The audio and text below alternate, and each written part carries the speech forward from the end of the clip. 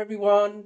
We're with the next podcast here, and it's Navigating the Future of Finance with John Fuggles on the CCH Tagetik inTouch 2024, which is going to be held next week. It is in Lucca. Looking forward to it. Thank you so much. Yeah, so yes, we're starting with your career journey. Could you walk us through your career journey that led you to become a partnership manager at Vantage Point? What have been some of your key milestones and roles that have shaped your professional path? Yeah, it's kind of interesting. I think let's start with what is a partnership manager at Vantage Point first, because I think all roads have led to that today, and I think there are three elements to partnership management in terms of what we do at Vantage Point. But fundamentally, it comes down to working to make sure that the consultants, that the advisors that work at Vantage Point are kept busy and gainfully employed working on various projects. And that is dictated to by partnering with CCH Tagetik, supporting the salespeople, what they do. It's also driving our own sales process internally. And then it's also enabling and encouraging everyone within the company to help to deliver, to grow the company. So it's a number of things. So your question about highlights of my career and how I got here, at different points I've done different elements of that. So I've latterly done a lot of work in scale ups, and Vantage Point is 120 people, so it's a fast scaling company. So there's stuff there that I can hopefully bring to the conversation on sort of internal dialogue about how we grow and develop and expand the business. But probably sort of nearer the tip of the spear, if you like, I've worked for a number of large American software companies in the ERP space, the Office of Finance, so asset management, as well as ERP, EPM, CPM, and lots of other three-letter abbreviations, let's be honest. So there's an element of a number of things that sort of bring me to Vantage Point. And highlights, I would honestly say right now, Vantage Point is probably, definitely, the most fun I've ever had at any company. The culture, the people, the attitude. And I'm not just saying that for this podcast, truly. And I'm not just saying that because my boss might watch it later, but it's quite an exceptional company. Cool. Thank you so much. So, motivation for attending the conference. What motivated you to attend this year's Tagetik inTouch conference in Lucca, Italy? I like any conference, it's an opportunity to hear firsthand from people, whether that's people from Waters Clear, CCH Tagetik themselves, talking about their product roadmap, talking about the evolution of where they want to take the product, talking about what they're working on in the future. There's an element of that. I think there's getting insight into sort of future innovation and discussions around that, I think, is important. It's really useful and interesting to hear customer stories, customers presenting, talking about the successes they've had. It's great to share, and hear success stories, but you often learn things from that, the approaches they took, the different sort of paths that people took to get to the result they wanted. So there's an element of really sitting and absorbing and consuming a lot of information in different forms. And then because you're Lucca itself is such a beautiful environment, it lends itself to a far more relaxed kind of way of being. And I think the element that you can have lots of conversations, but you never feel like you're in a rush. You've got time for people have time for you. So the conversations take on a slightly different sort of focus. So partnership conversations, people who we may want to partner with in the future, people we may want to work with in the future. And because we're all sharing ideas, sharing insight, cross collaborating, I think you just come away just with lots more to think about.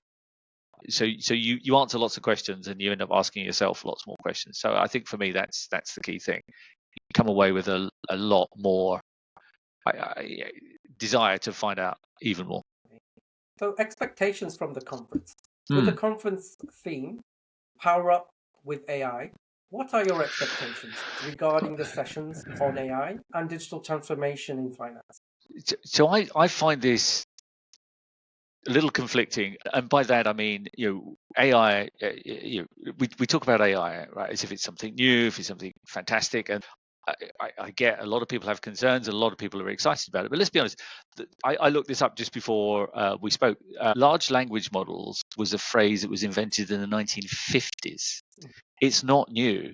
AI isn't new. We've been using SatNav for years, right? So what's changed is the ability to process a lot more data, a lot more information, a lot more quickly.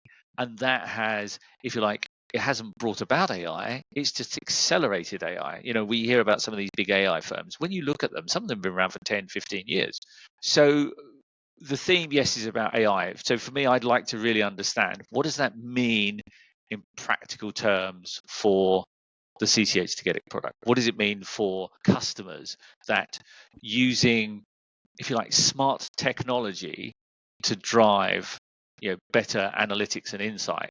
Analytics and insight also begin with AI, interestingly enough. So I think for me, AI is it's very easy for people to hang whatever they think on AI.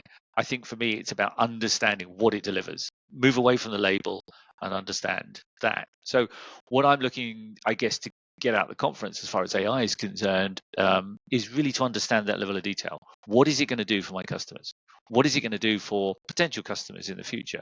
What is it going to do for us as a company? We spend our time delivering and deploying solutions to our customers, so it's going to have an impact on us. Move away from the label and understand what it really means and what it's really going to deliver. And it's moving at such a pace. Maybe having a 5-year vision might be stretching it too much, but understand the future vision of where they see it, where they want to take it. That for me is really important. And I think for Vantage Point, it's very important. We recently did a survey around AI. We asked a large number of CFOs what they thought of the impact of AI. If anyone wants to get a copy of it, it was in Raconteur, which is a Times article. And there were a lot of really, really interesting answers. There were some quite polarized responses in terms of risks and security. And a lot of people are just very reluctant to embrace it. And I think you're seeing a number of camps, some people that want to do it, and then some people know that it's coming and not really sure what to do. So I think hearing from Waters Clear what that means is going to enable me to answer those questions better to some of our customers, I think. Okay. The speakers and insights. So are there specific speakers or experts at the conference whose talks you are particularly looking forward to? What topics are you hoping they will cover? Yeah, all of them, right? So the variety of the conference is it's all about the Office of Finance, it's all about the Office of CFO, it's all about finance transformation. So it is relatively narrowed, unlike something like one of the big ERP conferences. But I think even within that, there are elements that are more interesting than others. Right now, I think Pillar 2 is a big challenge for the future for a lot of people, a lot of companies. It doesn't affect everyone right now. That over time will only change. The bar will only get lower, and the number of companies that have to submit Pillar 2 sort of responses will only ever grow. So that for me is interesting to understand what the future of Pillar 2 as far as the solution is concerned. It's relatively early in the space. There's limited competition, so it'd be interesting to understand what they're seeing in terms of the competitors as well. ESG is anyone that follows anything I write on LinkedIn will know how passionate I am about some of these elements. So really hearing what their ESG strategy is, and both as a product but as a company. We forget that easily that Waters Clear aren't just producing some ESG functionality and reporting capabilities. They're also responsible for producing their own reports around ESG. So it'd be good to hear from them what they think. And then I just think a lens onto the future. We live in a ever more regulated environment. In the UK, we've got the new Solvency II regulations coming in. We're talking now about IFRS 18. What is the future roadmap getting puts on all of those? But if I had a list of courses, conferences and workshops that I absolutely must go to, I think they would be Pillar 2, they would be ESG, and they would be, back to your earlier question, AI, those three. So networking goals. Yes. Networking is often a core aspect of these conferences. Are there particular professionals or types of experts you are aiming to meet? What kind of collaborations or insights are you seeking? Yeah. Everything begins with a conversation. Every business relationship begins with that first conversation. So I think that the value in networking is actually talking to people you don't know. Having that first conversation, and some of them will lead into interesting conversations. Some of them, but by numbers won't. But I think just talking to lots of people, the ability to, we talked earlier about customers giving presentations at the event. The ability to talk to some of those presenters afterwards, when they're no longer on the stage, when they're not being bombarded with questions, and just spend a bit of time sort of getting in a slightly more gentler conversation to understand the journey they went through, what they did. And the same with people that we compete against. We want to talk to them as well, because we may compete today, but we may partner tomorrow. We may be doing things that they haven't thought about, and vice versa. There's always an opportunity to collaborate. And I just think in terms of networking, it's just lots of conversations, and you never know which ones are going to turn out to be good conversations. So sustainable business focus. Considering your interest in making a positive impact, how do you plan to engage with the sustainable business think tank sessions? What do you hope to bring back to Vantage Point from these discussions?